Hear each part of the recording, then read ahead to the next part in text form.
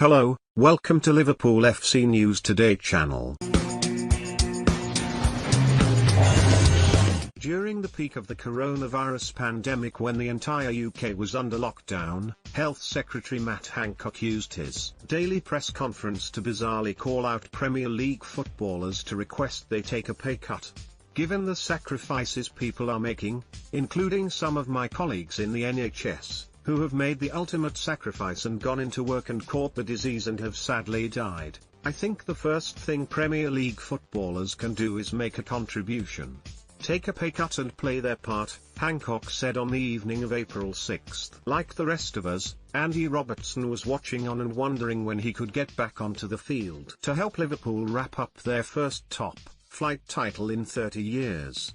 That day would eventually come, in August, and Robertson decided it was time to pen his thoughts after a chaotic 14 months.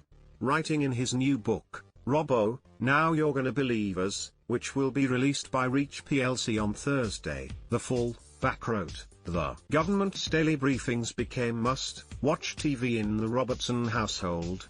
Rach and myself would make sure we made time for them because it was so important that we knew what was going on and were able to understand it.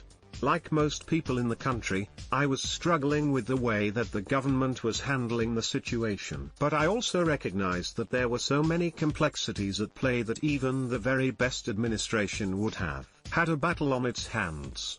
As it was, we had Matt Hancock, the Secretary of State for Health and Social Care no less, using up valuable time to tell Premier League footballers that they should be doing more to help.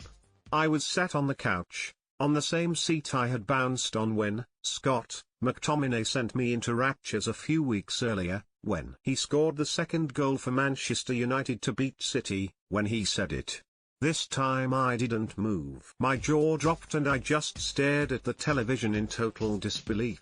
Premier League players should take a pay cut and play their part, he said. It was baffling how he could come out with something like that, particularly as reducing our pay would also have slashed the amount that we would contribute to the exchequer at a time of financial crisis.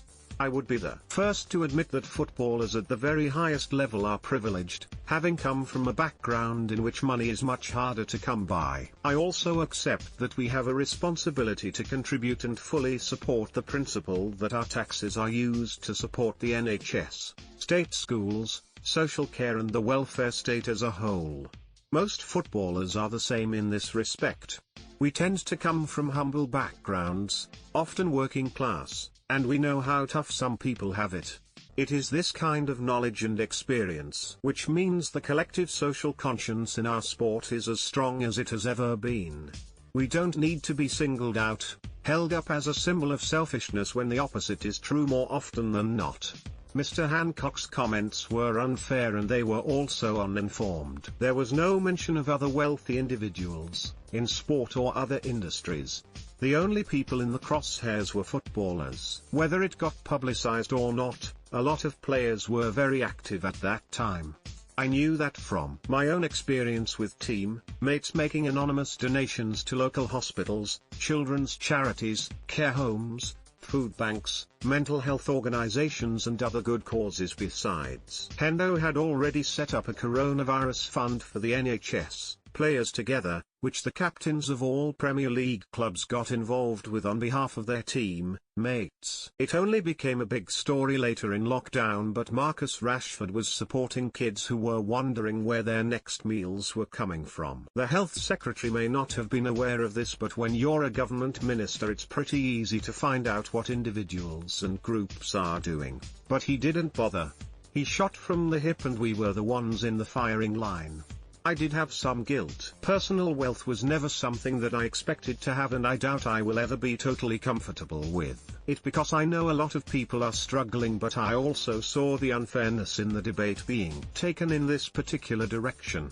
If anyone from the government had wanted to have a conversation about how society can come together to ensure food banks are no longer a necessity, fine. I would have been all ears. Until then, footballers including myself will continue to support those causes because we know without that kind of support the type of poverty that is far too commonplace in cities like Glasgow and Liverpool will only worsen.